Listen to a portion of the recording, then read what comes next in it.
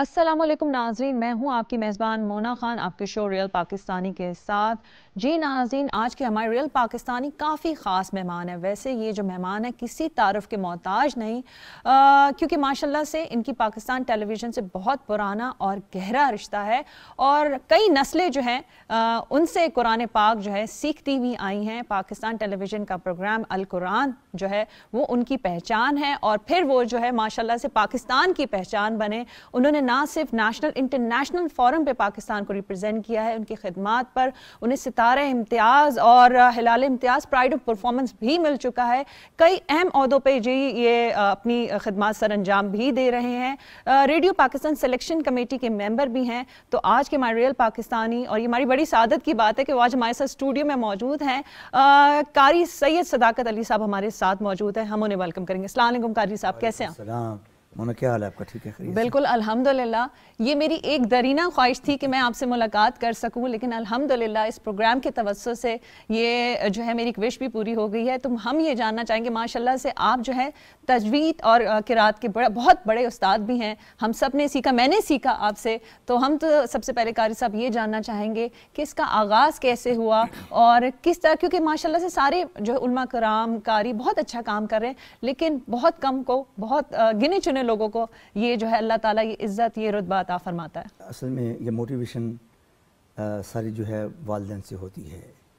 ہماری والدہ، ہمارے والد صاحب، چونکہ ہمارا مذہبی گھرانے سے تعلق ہے، ہمارا بیک گراؤنڈ مذہبی ہے، تو ان کی یہ خواہش تھی کہ ہم 7 بھائی ہیں، 2 بہنیں، کہ ان کے بچوں میں سے کوئی بچے جو ہیں وہ قرآن کی طرف راغب ہوں۔ تو الحمدللہ میں اور میرے سے 2 چھوٹے بھائی، تینوں نے ہم نے قرآن پاک حفظ کرنا شروع کیا، اور اس کے بعد پھر میں ذرا اس میدان تھوڑا آگے نکل گیا، مختلف کمپٹیشنز وغیرہ میں نے اٹینڈ کیے۔ شروع میں یہ ہوتا تھا کہ مرکز تعمیر نو ایک ادارہ ہوتا تھا جو اس قسم کے ایونٹس کرواتا تھا، کمپٹیشن۔ تو اس کمپٹیشن میں چھوٹا سا کپ جو ہے وہ ملتا تھا پرائز کے اندر، اس کی اتنی خوشی ہوتی تھی، اتنی اس کی جو ہے وہ انکریجمنٹ ملتی تھی کہ جیسے پتہ نہیں کون سا سونے کا پہاڑ انعام میں لے کے آ گئے ہیں۔ وہ بچپن میں ایسے ہی ہوتا ہے، تو اس سے اپریسیشن ملتی گئی، آگے بڑھتے گئے۔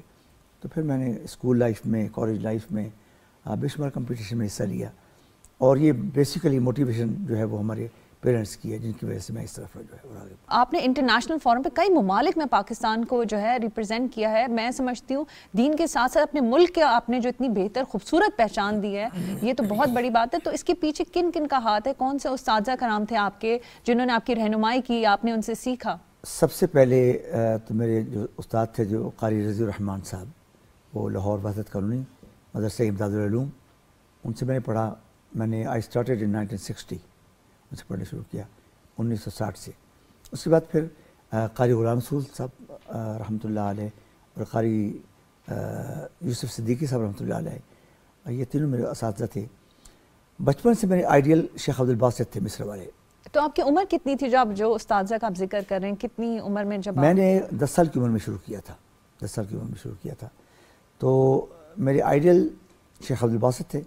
طالب علمی کے زمانے میں ہم ان کو ریڈیو پر سنا کرتے تھے، تو پھر پتہ چلا کہ وہ پاکستان تشریف لا رہے ہیں 1966 کے اندر۔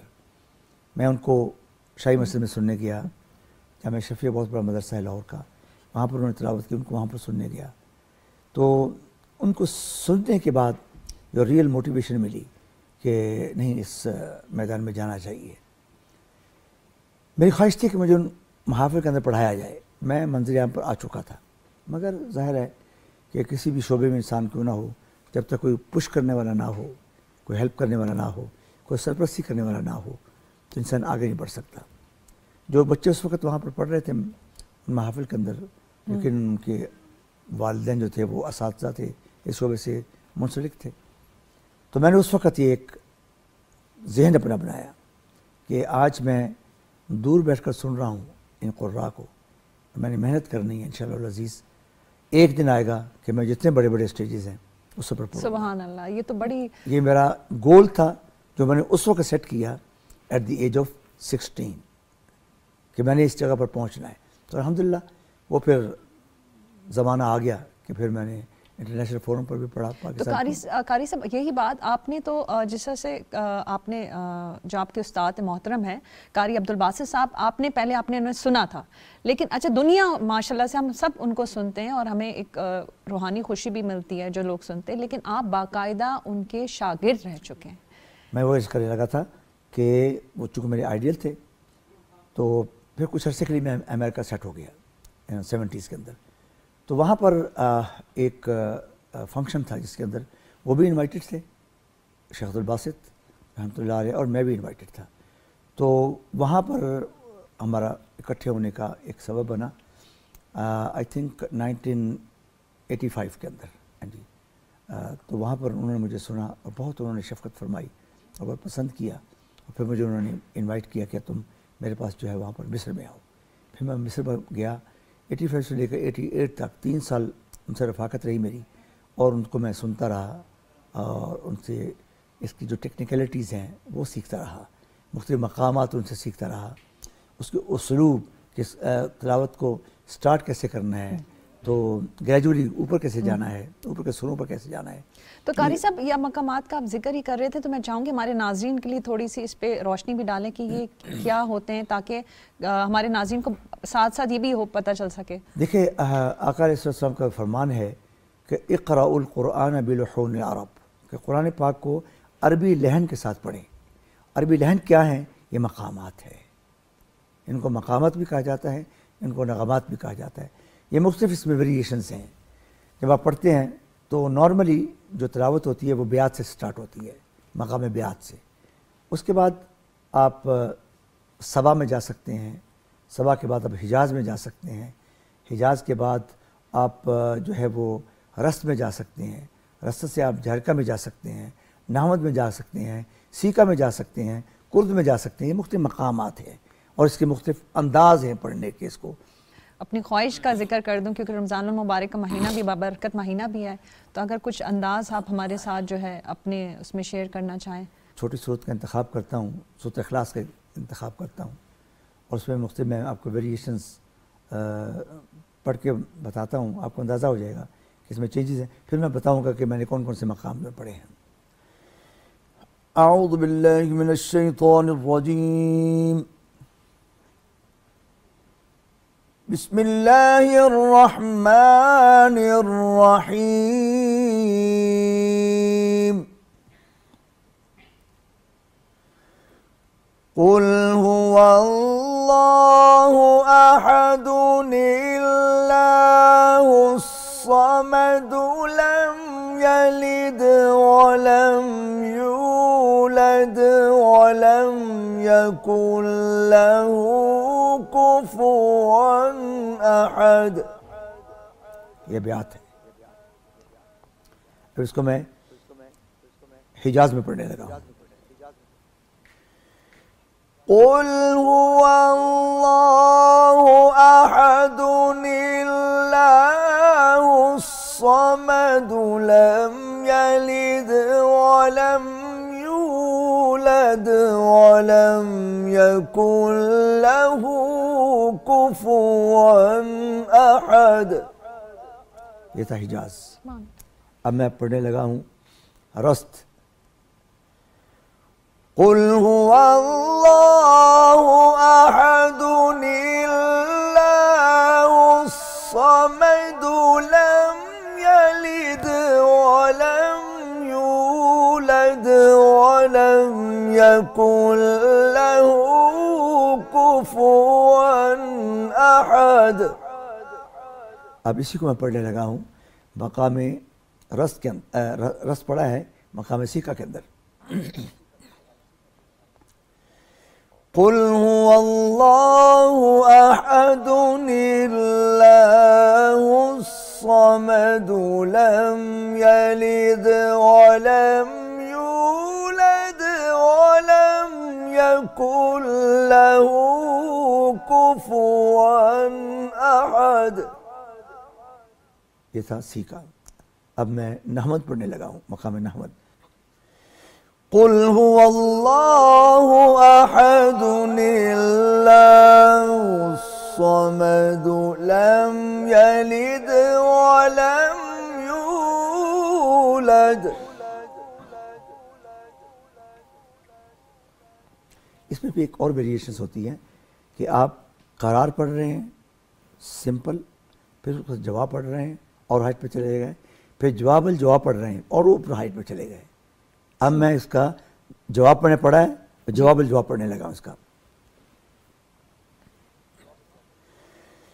بسم اللہ الرحمن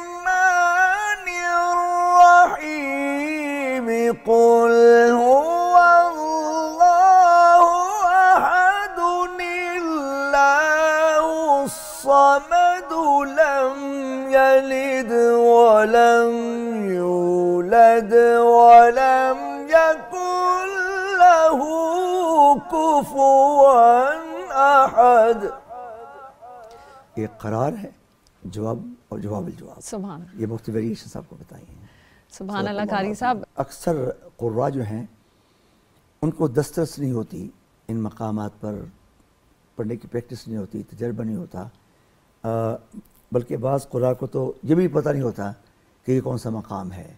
اب الحمدللہ پاکستان کے اندر یہ اویئرنیس آنی شروع ہو گئی ہے. خاص طور پر القرآن پروگرام میرا جو پی ٹی وی چل رہا ہے اس میں ہم نے اس چیز کو ایڈ کیا تھا. تو آپ کیا سمجھتے ہیں کہ آپ نے جس طرح سے آپ نے جب وہ علم حاصل کیا اور آج کی آپ مثال اگر آپ دیکھیں تو کیا کہنا چاہیں گے اس بارے میں کہ کیا واقعی پیاسا کنویں کی طرف جا رہا ہے؟ وہ بات بالکل ٹھیک ہے.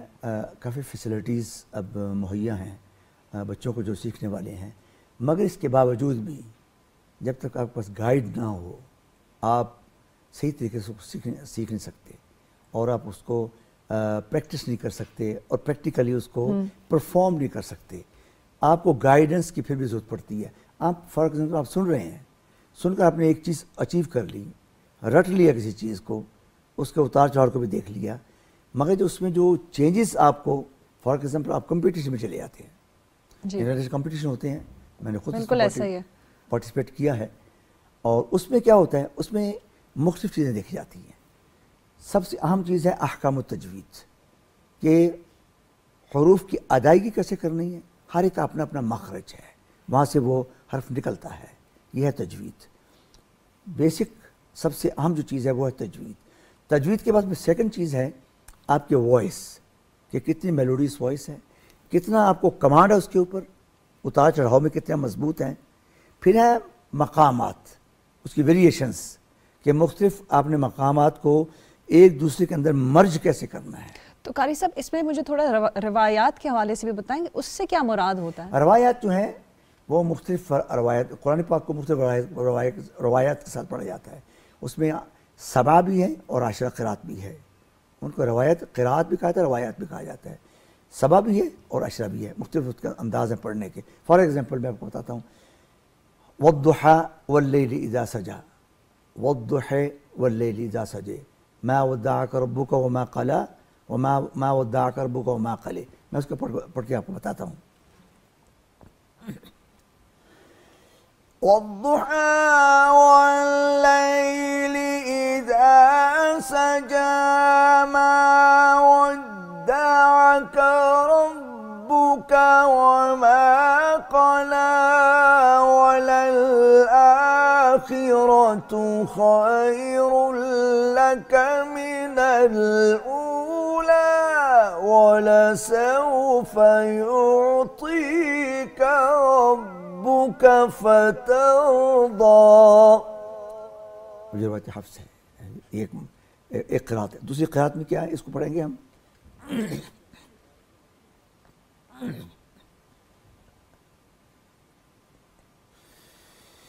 والضحى والليل إذا سجى ما ودعك ربك وما قلى وللآخرة خير لك من الأولى ولسوف يعطيك ربك فترضى.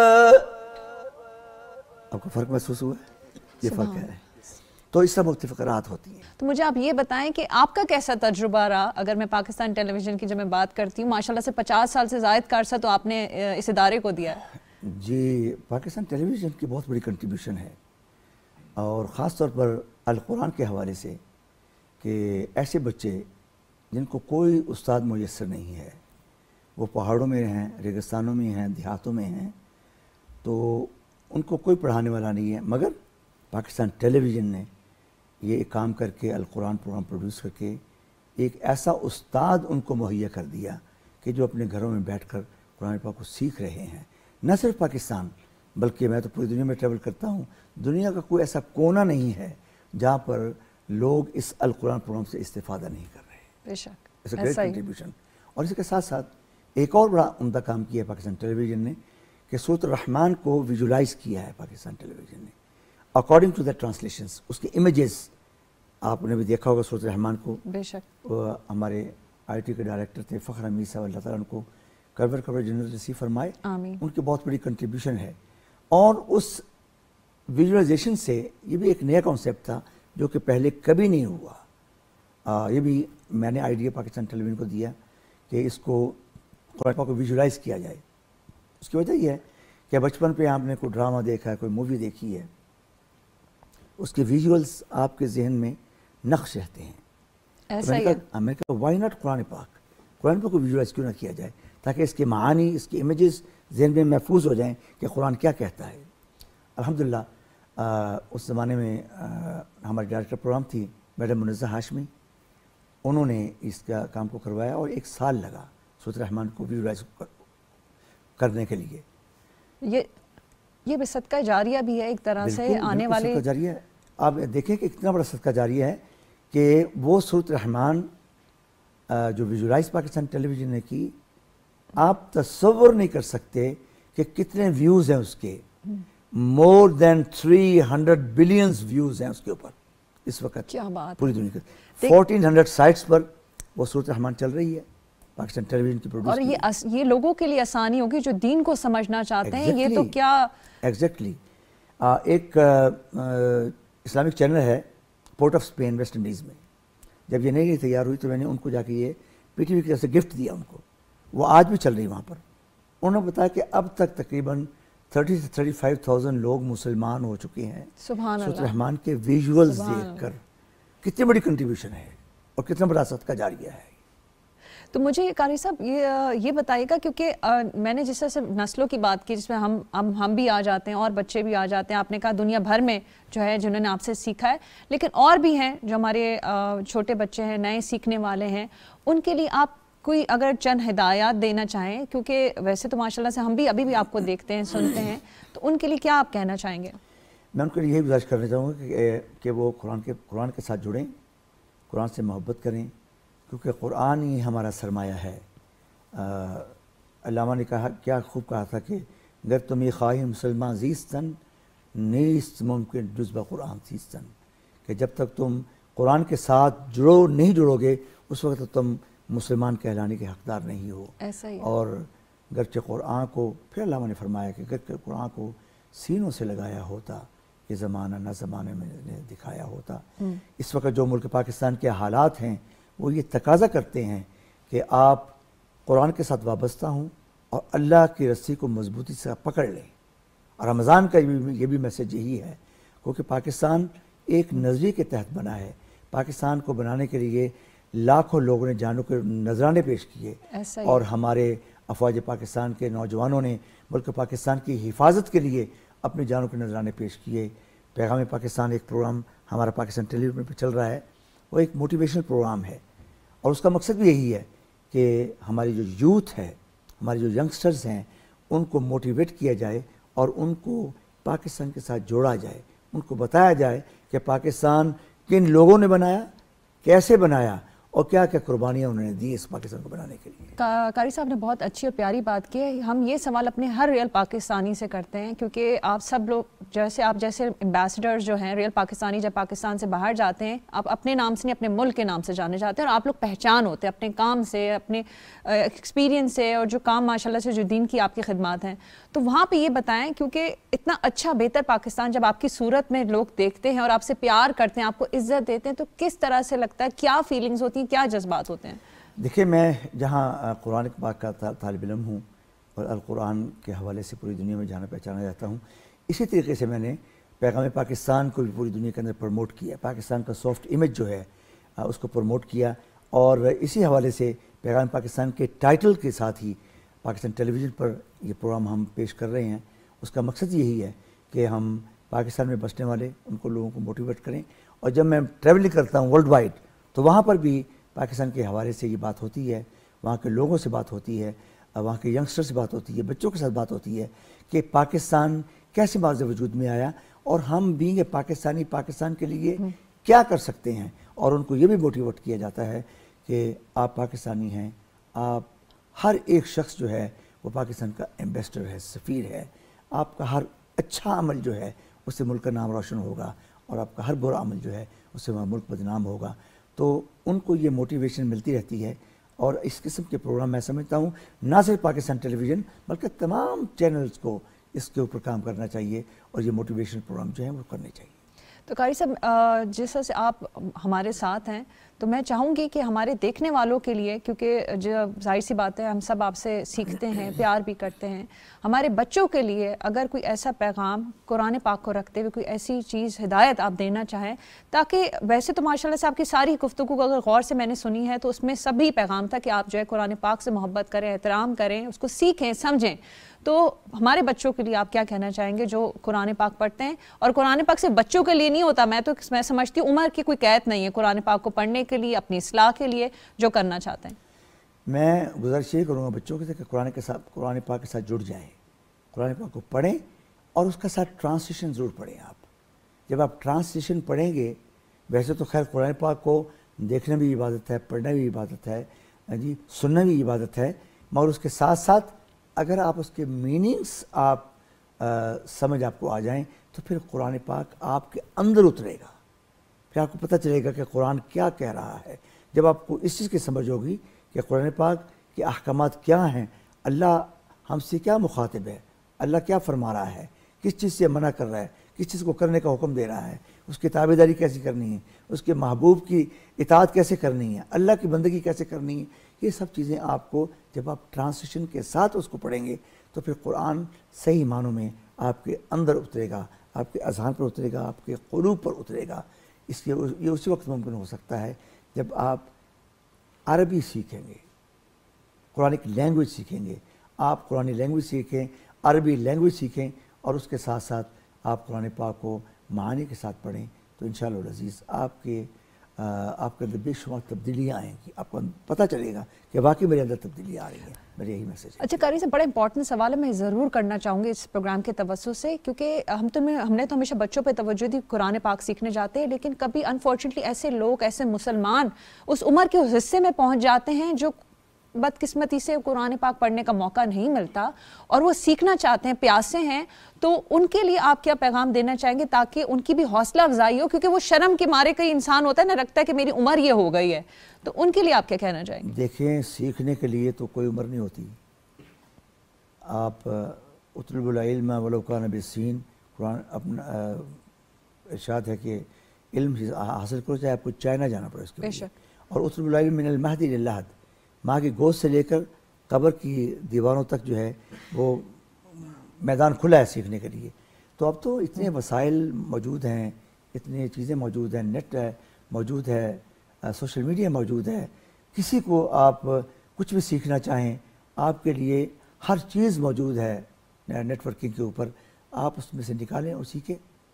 دیکھیں دونوں راستے موجود ہیں, دونوں چیزیں موجود ہیں سوشل میڈیا کے اوپر, اچھی بھی چیزیں موجود ہیں, بری چیزیں موجود ہیں, اور یہ فیصلہ آپ نے کرنا ہے کہ کون سا راستہ آپ نے اختیار کرنا ہے. آپ نے آگے جنت کا راستہ اختیار کرنا ہے یا دوزخ کا راستہ اختیار نہ کرنا ہے, اچھی چیزوں کو سیکھنا ہے یا بری چیزوں کو سیکھنا ہے, تو یہ فیصلہ آپ نے کرنا ہے.